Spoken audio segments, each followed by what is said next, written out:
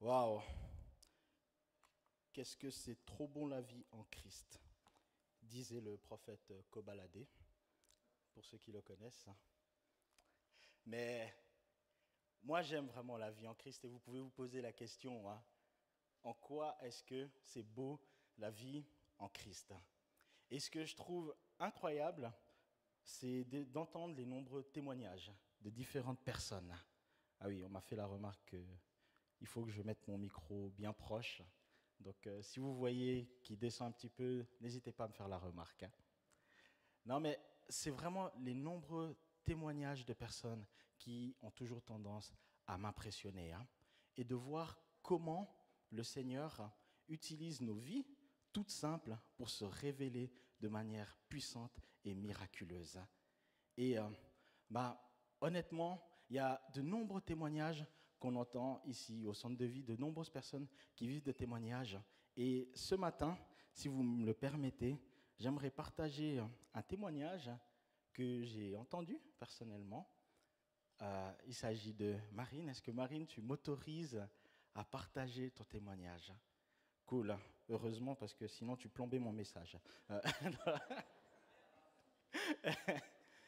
Non, mais en fait, il y a quelques dimanches, Marine s'est rapprochée de moi et puis elle m'a dit, écoute, après avoir entendu le témoignage du soldat pour lequel j'avais pris à l'armée, elle m'a dit, j'ai des douleurs au bras depuis déjà quelques années, c'est bien juste. Et ça l'empêchait vraiment de pouvoir simplement jouer au piano pour louer le Seigneur. Elle disait chaque fois qu'elle jouait, ça a provoqué des douleurs qui continuaient à s'intensifier. Elle m'a demandé, est-ce que tu serais d'accord de prier pour moi? Bien sûr, j'ai accepté. Pas parce que je crois que je suis capable de faire des miracles, mais parce que je crois que notre Dieu, lui, est capable de faire des miracles et il est capable d'utiliser nos vies toutes simples pour pouvoir se révéler. Puis j'ai prié avec elle et 2 dimanches sont passés et je la vois en train de jouer au piano. Et puis là, franchement, j'ai été saisi, mais vraiment d'une immense joie. Je me suis dit, waouh, mais je suis convaincu que Dieu l'a guérie, que Dieu vraiment s'est révélé. Et c'est dimanche passé qu'elle vient toute souriante vers moi et tout. Puis elle me dit, waouh, c'est incroyable. Vraiment, Dieu m'a guéri. Et depuis, je joue au piano et je ressens plus de douleur.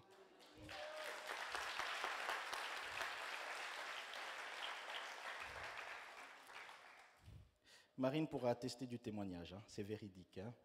Je n'ai pas inventé. Non, mais ça me touche tellement et puis je veux tellement bénir Dieu pour ce genre de témoignage. Et vraiment, je vous encourage, vraiment, si vous vivez des choses avec Dieu, à ne pas hésiter à témoigner. Ce qui est fort avec le témoignage, c'est que témoigner révèle quelque part de l'action de Dieu dans nos vies. Ne pas avoir de témoignage, c'est tout simplement, et de manière, on va dire, tragique, reconnaître que Dieu n'agit pas dans nos vies. Ou simplement, l'agissement de Dieu n'est pas assez grand ou ne mérite pas d'être partagé.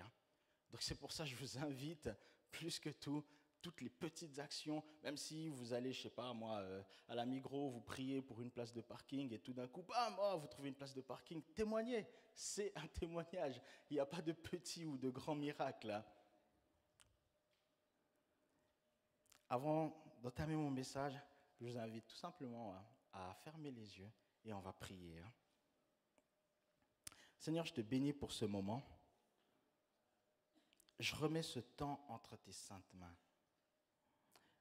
En vérité, Seigneur, moi, je n'ai pas grand-chose à dire.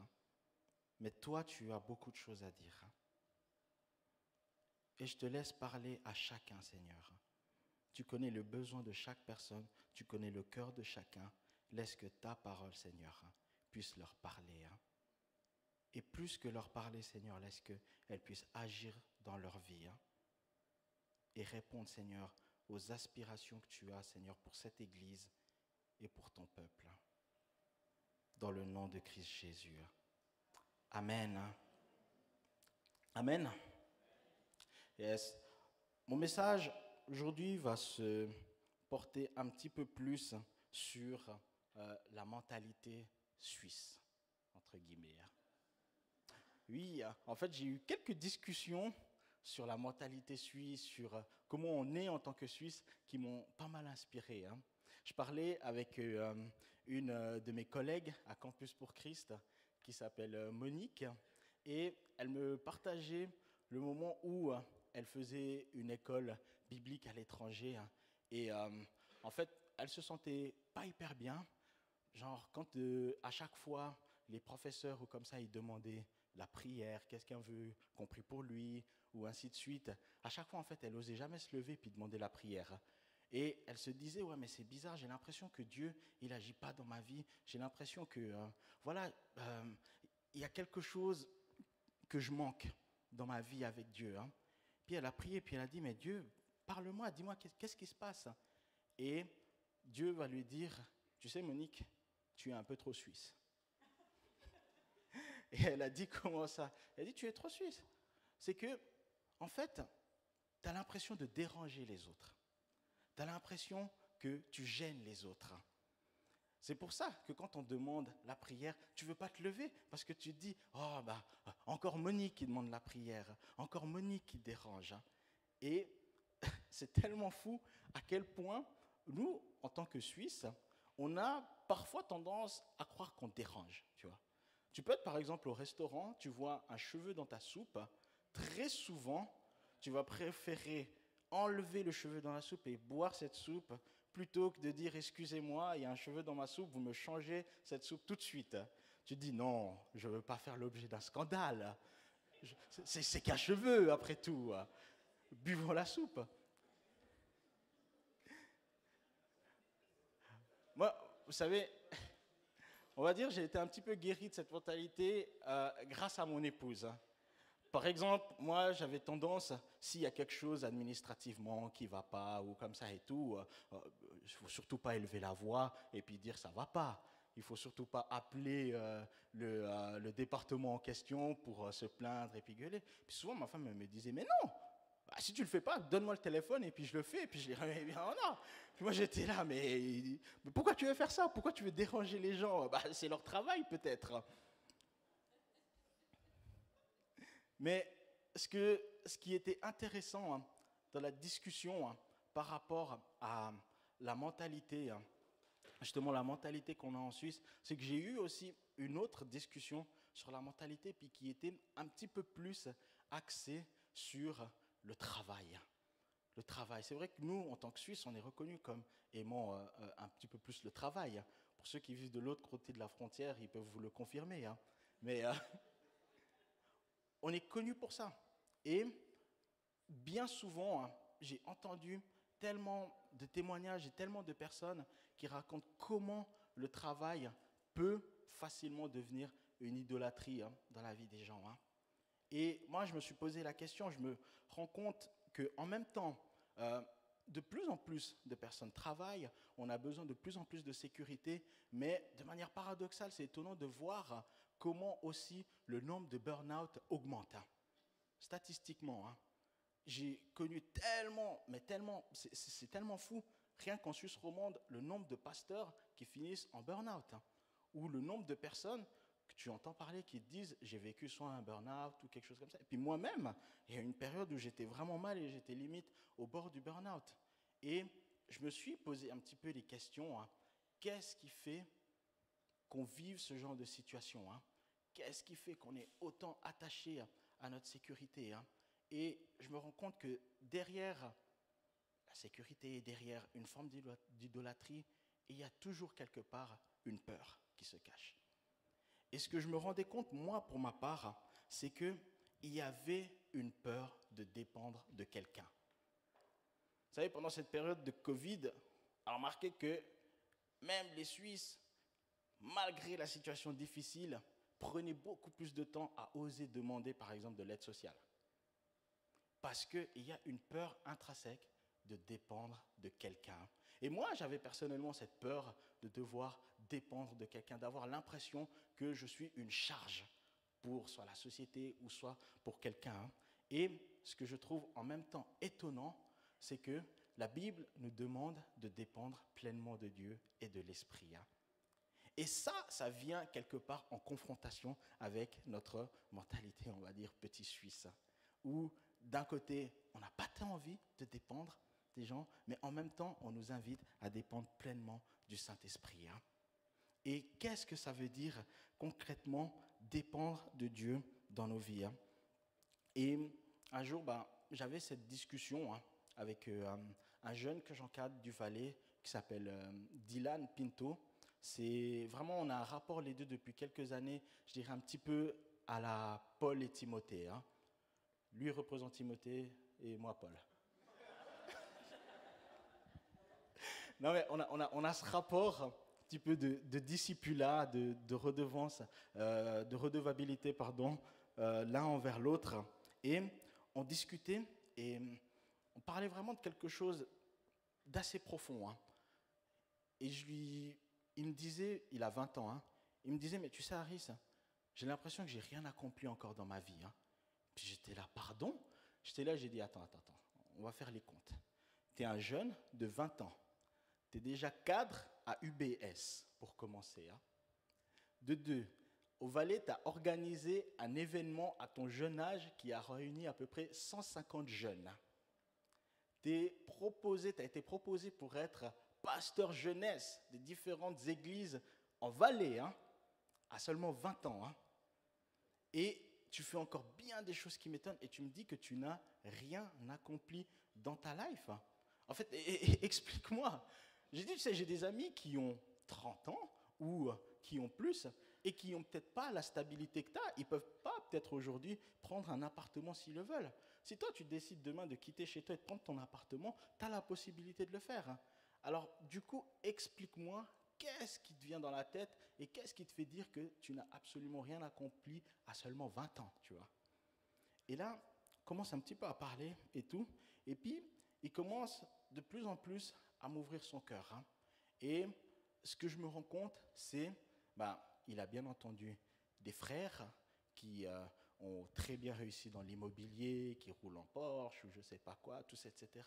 Et tout d'un coup, en fait, lui, il se compare à ses frères. Hein. Et il a envie, quelque part, d'avoir autant de succès et autant de réussite que ses frères. Hein.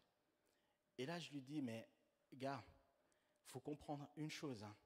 C'est que tant que tu vas te comparer à tes frères, c'est sûr et certain que tu auras toujours l'impression que tu n'as pas réussi. Hein. Nous, notre modèle, c'est Christ. C'est Christ notre modèle et on doit se comparer à Christ. Hein. Et là, on ouvre sur une autre discussion qui parlait un petit peu plus des finances. Hein. Et puis là, tout d'un coup, hein, c'est là que j'ai vu où était vraiment le problème et où il avait peur en fait de dépendre de quelqu'un. Je lui parlais de comment fonctionnait la rémunération à Campus pour Christ. Donc, c'est des missionnaires, c'est-à-dire si tu veux avoir un salaire, tu dois faire appel à des partenaires de mission. Hein. Tu dois prendre ton téléphone, écrire à des gens, les appeler, leur dire « Est-ce que tu crois en mon appel? Oui, j'y crois. Est-ce que tu veux me soutenir? Oui, je te soutiens. » Et c'est comme ça que le salaire est constitué. Puis quand je lui en ai parlé, il m'a dit « Mais très franchement, jamais je pourrais faire ça. » J'ai dit « Mais pourquoi tu ne pourrais pas faire ça ?» Il a dit « Ouais, mais si je fais ça, mes parents, à un moment donné, ils vont me dire « Dylan, tu n'as qu'à travailler et tu auras ton argent et c'est tout. Hein. » Puis je lui ai dit « Mais il faut comprendre une chose. Là, les personnes qui font ça, ils ne se sont pas levés un bon jour et ils se sont dit, tiens, ça serait intéressant de dépendre de quelqu'un et tout. C'est, à un moment donné, ces personnes ont choisi de répondre à l'appel de Dieu. Hein. Ils ont choisi de répondre à l'appel de Dieu pour la mission. Hein. Il faut comprendre une chose, c'est que lorsque Dieu nous appelle à dépendre de lui, hein, malheureusement, on n'est pas toujours pleinement au contrôle de la manière dont nos vies vont être gérées. Hein. Et on choisit de laisser pleinement nos vies entre les mains de Christ et de dépendre pleinement de lui. Hein. Et je lui ai dit, si on fait l'inventaire d'Ilan, tu te rendras compte que sur un plan humain, on va dire, sur un plan, on évalue un petit peu un jeune homme de 30 ans aujourd'hui en 2020. J'ai dit, il faut te rendre compte que Christ était un homme à peu près à 30 ans qui vivait certainement encore chez ses parents. Il n'avait pas d'appartement, il n'était pas marié, il était célibataire. Il était simplement charpentier. Donc, sur l'échelle sociale, ce n'était pas le mec qui avait la plus grande réussite sur un plan humain. Mais pourtant, la Bible nous dit qu'il est bel et bien le Fils de Dieu et qu'il était parfait. Et ce qui met en évidence que la réussite aux yeux de Dieu et la réussite aux yeux humains sont complètement différents. Ce n'est pas du tout la même chose. La manière dont Dieu définit la réussite et la manière dont nous, en tant qu'humains, on définit la réussite, c'est complètement différent. Et tout d'un coup, c'est là que je me rendais compte que la manière dont moi, je définissais comment j'avais envie de réussir, comment j'avais envie de conduire ma vie, elle ne correspondait pas du tout à comment Dieu voulait véritablement que je dépende de lui et que je lui fasse confiance. Et je vous avoue, j'ai lutté pendant des années avant de pleinement comprendre et avant de laisser Dieu pleinement guider et diriger ma vie.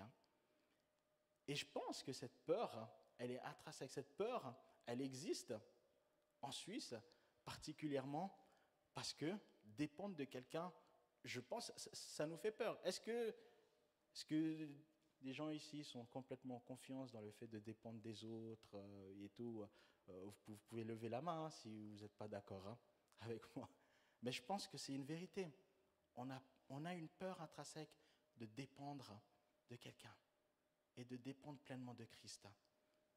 Et je trouve qu'il y a une histoire qui est super intéressante dans la Bible qui met en lumière une mentalité que j'aurais pu avoir à l'époque, ou peut-être que d'autres auraient pu avoir à l'époque. C'est dans Luc 5, 1 à 11. Il s'agit justement du passage avec la pêche miraculeuse. Et dans ce passage, je vais le lire, Luc 5, 1 à 11, on voit « Un jour, Jésus se trouvait au bord du lac de Génézareth et la foule se pressait autour de lui pour entendre la parole de Dieu. Il vit au bord du lac 2 barques. Les pêcheurs en étaient descendus pour laver leurs filets. Il monta dans l'une de ces barques qui appartenait à Simon et il le pria de s'éloigner un peu du rivage. Puis il s'assit et de la barque il enseignait la foule. Quand il eut fini de parler, il dit à Simon, « Avance là où l'eau est profonde et jetez vos filets pour pêcher. » Simon lui répondit, « Maître, nous avons travaillé toute la nuit sans rien prendre, mais sur ta parole, je jetterai les filets. » Ils les jetèrent et prirent une grande quantité de poissons et leurs filets se déchiraient. Ils firent signe à leurs compagnons qui étaient dans l'autre barque de venir les aider. Ils vinrent et remplirent les 2 barques au point qu'elles s'enfonçaient. Quand il vit cela, Simon-Pierre tomba aux genoux de Jésus et dit, « Seigneur, éloigne-toi de moi, parce que je suis un homme pécheur. » En effet, lui et tous ceux qui étaient avec lui étaient remplis de frayeur à cause de la pêche qu'ils avaient faite.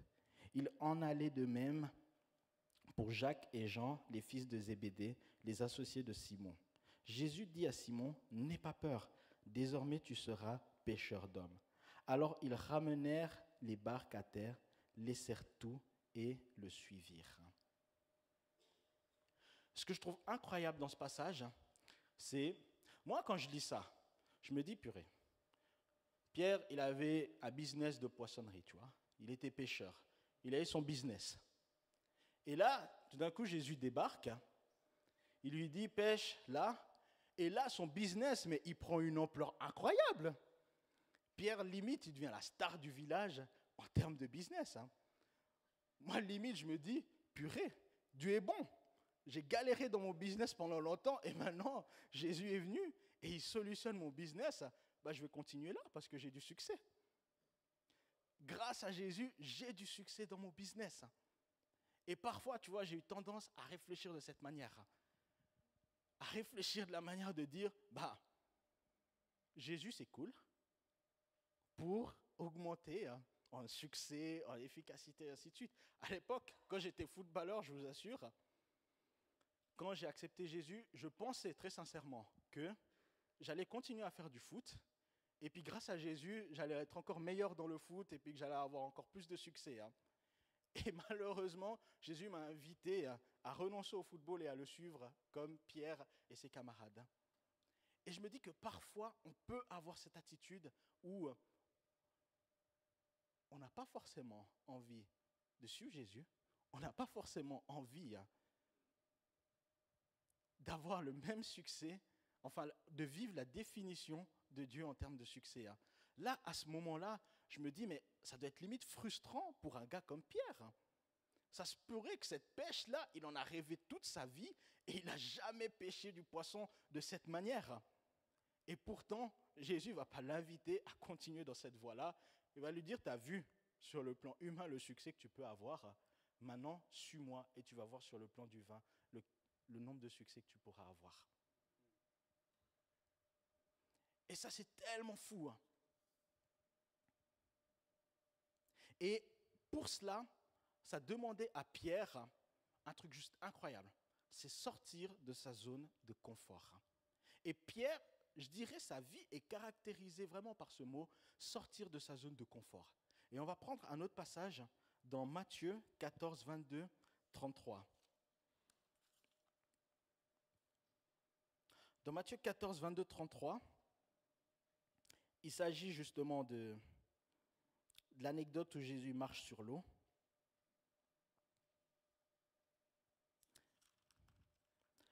Voilà, 14, 22, 33, je vais lire.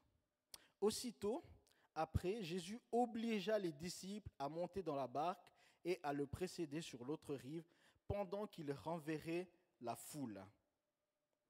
Je vais déjà m'arrêter sur ce passage. Aussitôt après, Jésus obligea les disciples à monter dans la barque. Quand on t'oblige à faire quelque chose, en général, on ne te le dit pas gentiment, tu vois. Moi, quand on m'obligeait, quand ma mère m'obligeait à faire le ménage, elle ne venait pas me supplier, me dire, s'il te plaît, passe l'aspirateur ou range ta chambre. Le ton était un peu plus, tu vois. Imagine, après, ils vont vivre une tempête, tu vois. Et en général, les tempêtes, elles n'arrivent pas à limite comme ça, tu vois. Je pense qu'il y avait peut-être, ça c'est ma théologie, hein. Après d'autres théologiens ils peuvent contester, tu vois. Mais je me dis, sûrement, il y avait quelques signes annonciateurs dans le ciel qui présageaient sûrement un orage qui allait arriver, tu vois. Et puis là, il y a la barque, et ils doivent aller sur l'autre rive, et Jésus les prend, limite, il leur dit, vous montez et vous allez de l'autre côté de la rive. Et je pense qu'il y en a quelques-uns qui ont dû dire, Jésus, ok, on a vu la pêche miraculeuse, mais ça fait quand même des années qu'on pêche, et là, le ciel, comme je le vois, je ne pense pas que c'est un temps à aller faire du bateau, tu vois. Je pense que ça serait mieux qu'on reste sur la rive hein, à ce moment-là, tu vois. Mais le mec, il les a obligés, tu vois. C'est limite comme si Jésus les a mis dans une situation périlleuse volontairement. Et ils sont sur la barque, tu vois. Et je pense qu'à l'intérieur de la barque, les mecs, ils ne devaient pas être sereins.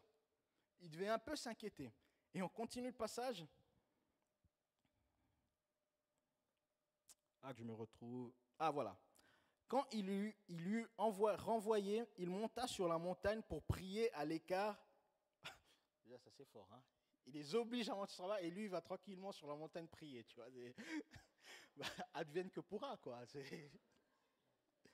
Et le soir venu, il était là seul. La barque se trouvait déjà au milieu du lac, battue par les vagues car le vent était contraire. Ah, sympa Jésus, hein. À la fin de la nuit, Jésus alla vers eux en marchant sur le lac.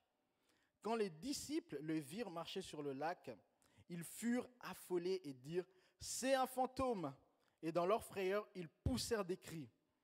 Jésus leur dit aussitôt « Rassurez-vous, c'est moi, n'ayez pas peur. » Pierre lui répondit « Seigneur, si c'est toi, ordonne-moi d'aller vers toi sur l'eau. » Tu vois. Pierre, c'est un peu le genre de gars qui parle un peu trop vite et qui réalise après, tu vois.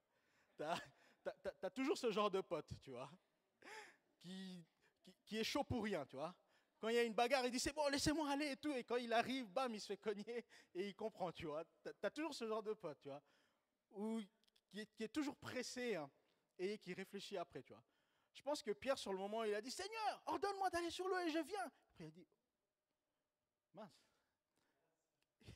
qu'est-ce que je viens de dire là? Et puis il s'attendait, tu vois, je pense que dans sa tête, il s'attendait à ce que Jésus dise, non, reste sur la barque, Pierre. Ne viens pas, ce n'est pas pour toi, tu vois. Je pense qu'il s'attendait à un truc comme ça. Et Jésus va lui répondre. Aussitôt Jésus... Non, c'est pas là. Voilà, Jésus lui dit, viens. Pierre sortit de la barque et marcha sur l'eau pour aller vers Jésus. Mais voyant que le vent était fort, il eut peur et comme il commençait à s'enfoncer, il s'écria, « Seigneur, sauve-moi !» Aussitôt Jésus tendit la main, l'empoigna et lui dit, « Homme de peu de foi, pourquoi as-tu douté ?» Ils montèrent dans la barque et le vent tomba. Ceux qui étaient dans la barque vinrent se prosterner devant Jésus et dire, « Tu es vraiment le Fils de Dieu. » Permettez-moi d'essuyer juste mon nez.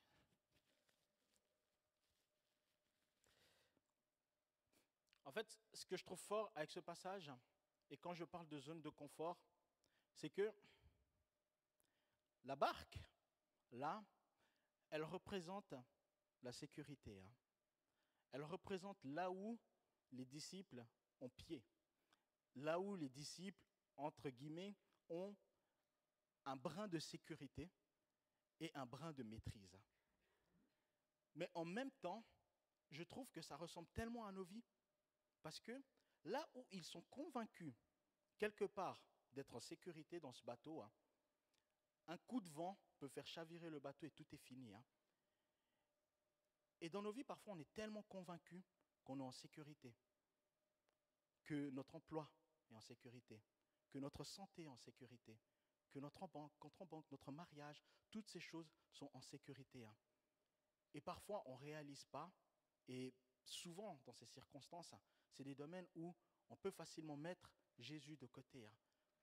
Et c'est parfois des domaines où Jésus n'est pas à l'intérieur de la barque, n'est pas dans notre zone de confort parce qu'on a l'impression de maîtriser un petit peu. Et pourtant, des fois, il suffit de simplement un coup de vent et ces choses disparaissent.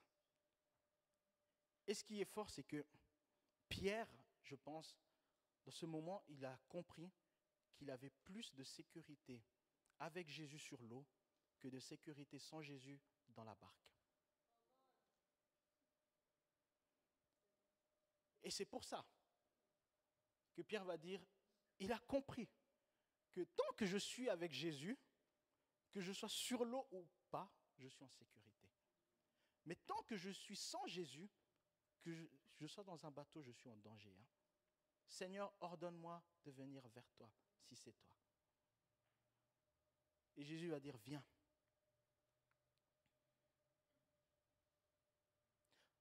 En fait, chaque fois que nous voulons expérimenter l'esprit, chaque fois que nous voulons vivre la dimension divine, ça nous demandera de sortir de notre zone de confort. Ça nous demandera de sortir de notre barque. Parce que le divin et le surnaturel à ce moment-là, ils se trouvaient en dehors de la barque. Le miracle était en dehors de la barque. Dans la barque, il n'y avait absolument aucun miracle. Et c'est ça, l'importance de nos vies. C'est de compter sur Jésus et d'oser sortir de la barque si on veut expérimenter le divin et le surnaturel.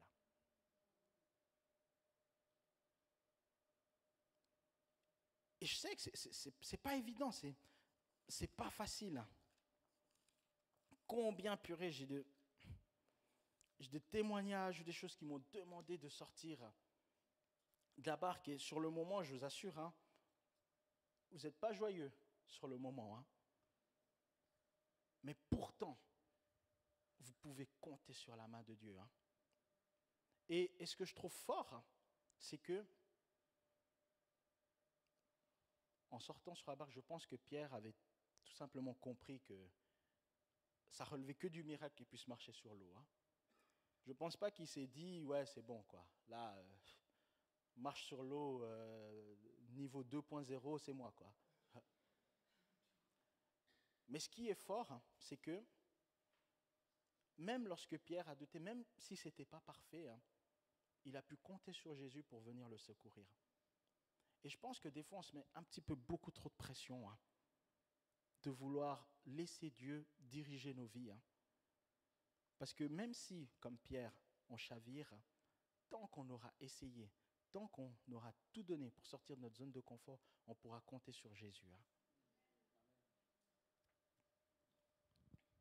Et la question, c'est pourquoi sortir de notre zone de confort? Pourquoi sortir de nos vies? Pourquoi aller auprès de Jésus? Ce qui est très fort, et je veux conclure avec ça, c'est que Jésus, il connaît le cœur du Père. Et le cœur du Père bat pour ceux qui ne sont pas encore sauvés, qui ne sont pas encore proches de lui. Et suivre Jésus, c'est s'assurer d'aller dans des aventures qui vont nous amener à ramener d'autres personnes vers le Père. Et il y a une parabole que je trouve tellement incroyable qui révèle le cœur du Père, c'est la parabole, je pense qu'on la connaît tous, du Fils prodigue. Dans Luc 15, 11 à 32. Il dit encore, un homme avait 2 fils. Le plus jeune dit à son père, mon père, donne-moi la part de l'héritage qui doit me revenir. Le père leur partagea alors ses biens. Peu de jours après, le plus jeune fils ramassa tout et partit pour un pays éloigné où il gaspilla sa fortune en vivant dans la débauche. Alors qu'il avait tout dépensé, une importante famine survint dans ce pays et il commença à se trouver dans le besoin. Oh purée, comme Pierre ou comme les disciples, sa fortune était sa sécurité. Et il ne présageait absolument pas la famine. Il ne présageait pas qu'un coup de vent aurait pu faire basculer complètement son histoire.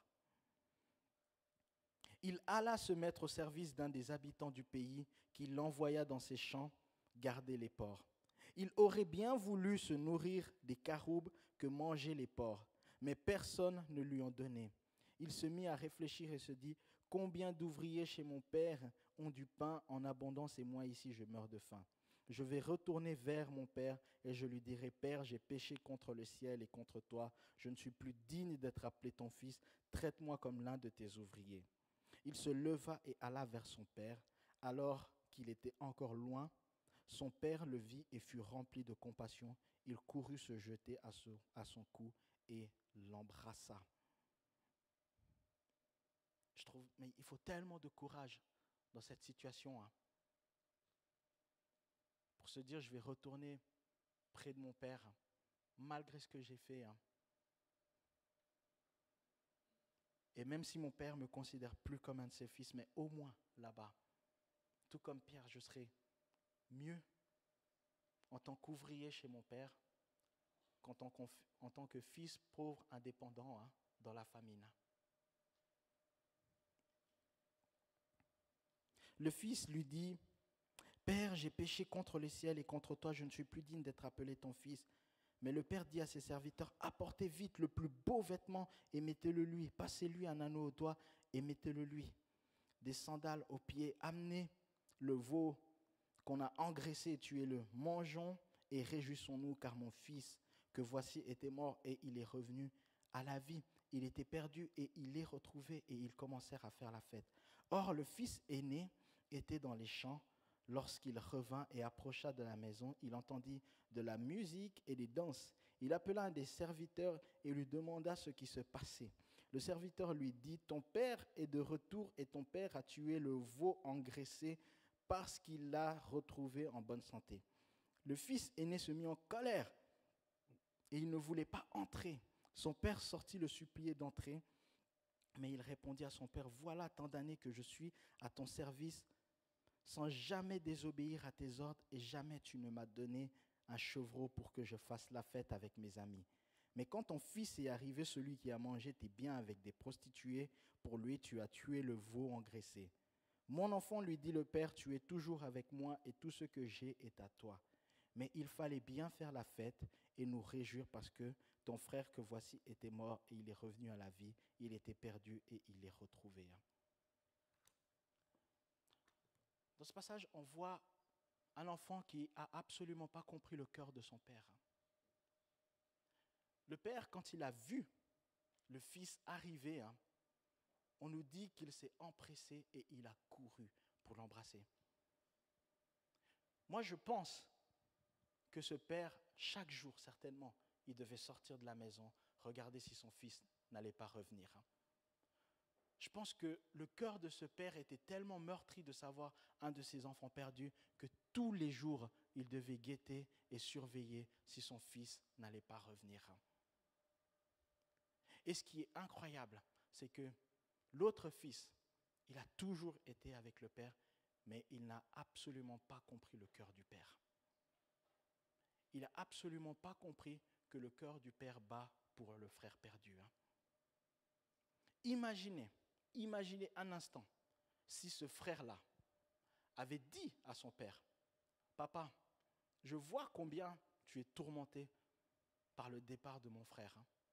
Permets-moi de laisser l'œuvre que je fais pour toi et d'aller chercher mon frère dehors qui est perdu. » Imaginez qu'il serait allé et qu'il aurait trouvé son frère dans la famine, qu'il aurait prié, qu'il aurait dit, « T'as pas à souffrir, t'as pas à vivre cela, viens avec moi et retournons chez nous auprès de notre Père. » Et imaginez ce père s'il aurait vu maintenant ses deux enfants revenir à la maison, à quel point sa joie aurait été encore plus grande et immense.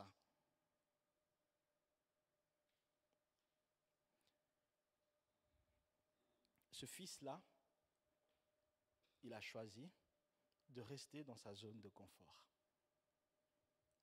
Il était bien dans la maison. Tu vois, il mangeait certainement d'autres veaux gras. Il faisait l'œuvre, il avait tout ce dont il avait besoin, mais à aucun moment il s'est soucié de la condition de son autre frère. Comment est-ce qu'il vit, qu'est-ce qu'il a et tout. Et même, on voit, quand il revient, le gars, il ne se réjouit pas. Il se met même en colère. Il dit, quoi? C'est pour le gars là, qu'on tue le veau gras.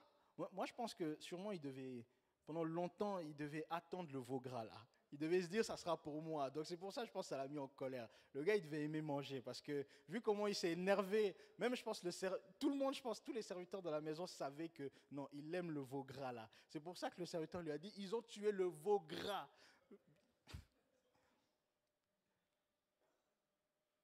Mais vraiment, tout ça pour dire, il a choisi de rester dans sa zone de confort plutôt que de sortir et d'aller trouver son frère qui était perdu. Et parfois, ça peut tellement facilement nous arriver. Ça peut nous arriver de manière tellement simple et facile. On est une grande église, on est le centre de vie. On a tel cours, tel programme, tels événements, ainsi de suite, que ça nous fait passer complètement à côté de l'essentiel.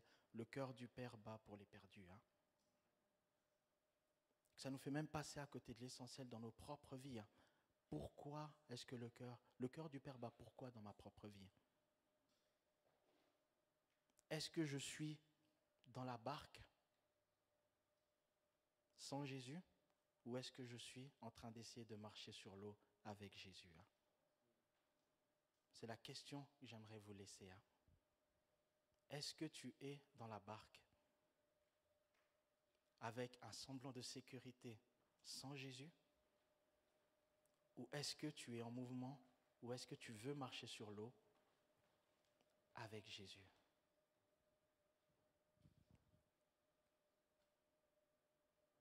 On va simplement prier. Seigneur, je te bénis pour ta parole. Notre cœur souhaite battre au rythme de ton cœur, Seigneur. Considérer ce que toi tu juges important, que ça devienne important pour nous. Ce qui est ta priorité puisse devenir notre priorité. Aide-nous, Seigneur, à être moins centrés et tournés sur nous-mêmes, mais à être centrés et à regarder vers le ciel et vers les besoins et les désirs et la volonté du ciel. Seigneur, bien souvent nous te prions et nous demandons que ton règne vienne et que ta volonté soit faite. Mais pourtant, bien souvent, nous voulons rester sur la barque sans toi, plutôt que de marcher sur l'eau avec toi. On te prie, Seigneur, que tu développes un élan, une passion, Seigneur, et une obéissance dans le cœur de chacun pour vivre, expérimenter et faire ta volonté. Que toute la gloire te revienne, Seigneur, dans le nom de Jésus. Amen. Soyez bénis.